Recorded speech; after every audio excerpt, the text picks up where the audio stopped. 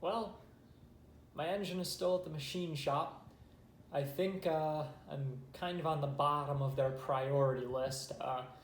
Looks like they have some race teams and other customers that come in there. So, I'll figure we're going to try to get the 223 and the 300 running just so we can kind of putt around the neighborhoods and have something fun to do for the summer.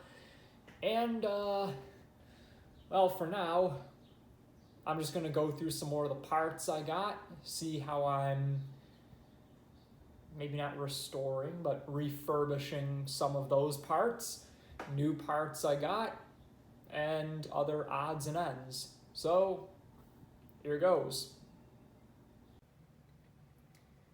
Well, for starters, off eBay, I got some valve springs. It's very difficult actually to find valve springs for these. Like, no one makes them. And these are Rebuilder's Choice brand.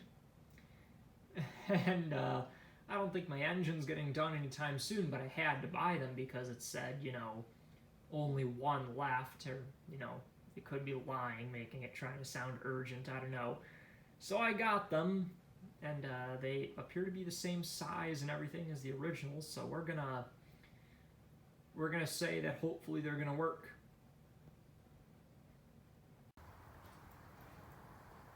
I got this Holley 1850. This is actually an 1850-3, not a 1958-59-1.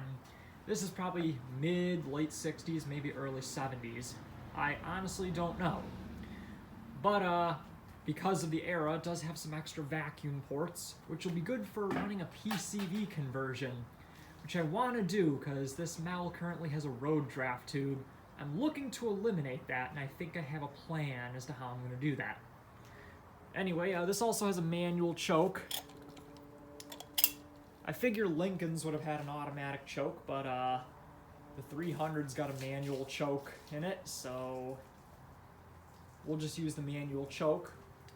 I also have no clue how to hook up an automatic choke, so manual choke it is.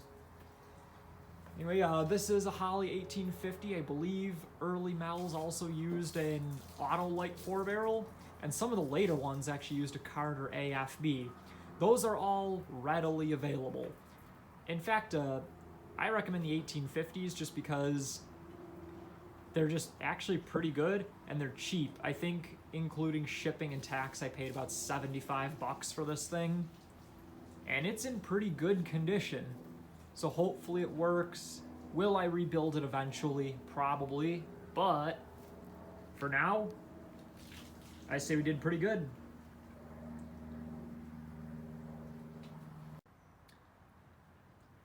I found another hole in the valve cover, which was promptly repaired. I'm not recommending you do this in the context of a restoration, but I am hoping to get 1 or 2 car show seasons out of this before the valve cover will probably eventually have to be replaced. So there's that. We got almost all these rocker shafts to move. On the remaining ones that were super stuck, I took the torch, heated them up a little bit just to expand them. Then I've been taking 220 grit sandpaper, cutting it into thin strips, and going over all this rust jacking right here. Not a lot, but just enough to clean up the rust. And this one needs a little bit of work still, but this one used to be really stuck, and now it moves freely. Quick interjection I want to give, just because I keep forgetting to mention things while recording. In between heating them with a torch, after heating them with a torch, and before I can sand the rust off, I would take my hitting device and hit the rocker arms sideways so that they would move on the shaft. Sometimes it took a little bit to get them to move, but I needed to hit them off of the place where they would usually sit so I could expose the rust underneath. And then I could subsequently sand it. You could see in the photograph, it's actually a screenshot zoomed in. You can see what I mean by this.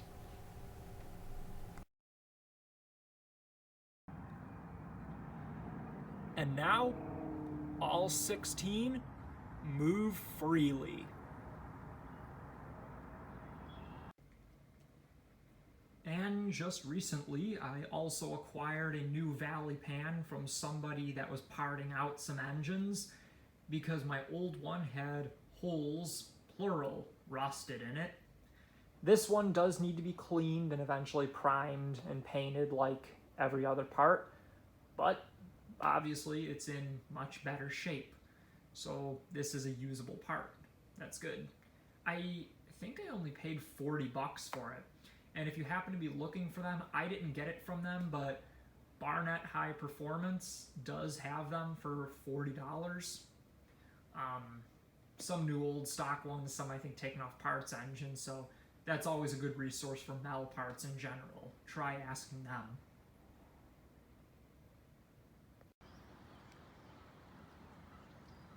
Coming out here to one of my junkyards.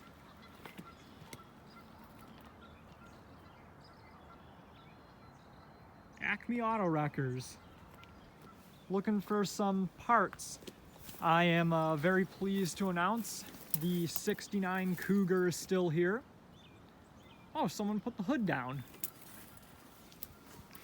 I know this has got a 351 with a 4-barrel with air conditioning.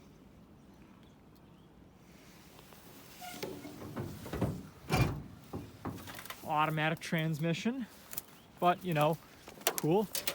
And the Chevelle is still there. Look at those racing stripes. I do not know what that had in it. It has stripes. I think those are small block engine mounts. But, well, see if we can find some FE engines. Or MELs, cross our fingers, but I doubt it.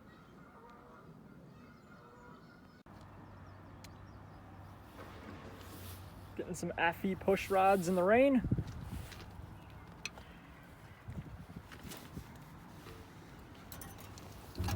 Whew. How you holding up? Good. What? Oh, are you taking a video? Yeah. Oh. Oh boy. Boy, did I goof. Apparently you can't actually use FE push rods in a MEL because they are about 230 thousandths or just under a 1/4 inch shorter than the MEL push rods. So when people say you can use a FE valve train, apparently it is limited to just the valve train. And in one of the previous videos I went on about the pedestals on an FE are a different length. So you can really only use the rocker shafts. Fortunately, MELing does make push rods for MEL engines, and they are pretty cheap, only like $2.50 a piece or something like that. And they're available directly from their website, or I even found them on Rock Auto. So all I wasted was, what did I get charged for these FE push rods, all 8 of them? Like a couple of bucks and like 5 minutes of my time. Oh well, I guess we got spares if we ever decide to take on an FE engine. Also, while I was there, I picked up this water pump pulley out of a 70s Ford truck. Probably had a 360, maybe a 390. I didn't care to check. But look at the condition this thing is in. It was all rusted before, and I ran it through some of the Sunnyside rust remover. different product this time. It looks fantastic. So at least we did get a few usable parts out of that yard run, aside from things you didn't see, like a spotlight for my friend's Crown Vic and a R for a town car, like the little R emblem that went on the back. But that's fantastic.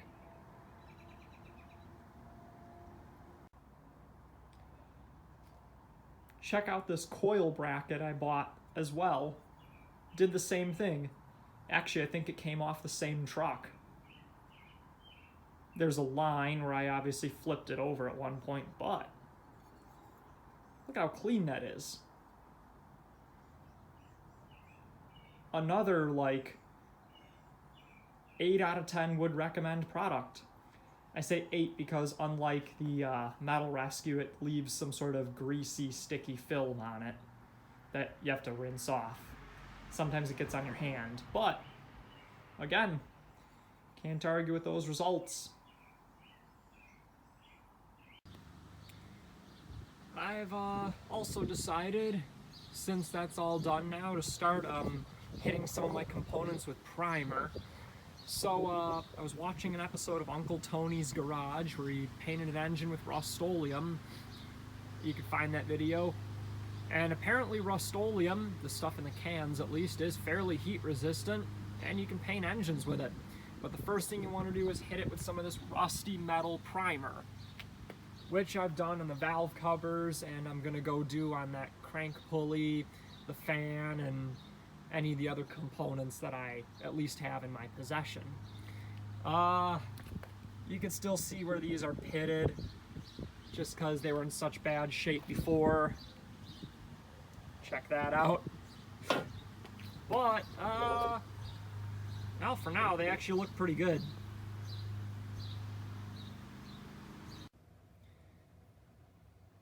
This is what the engine fan looks like after priming.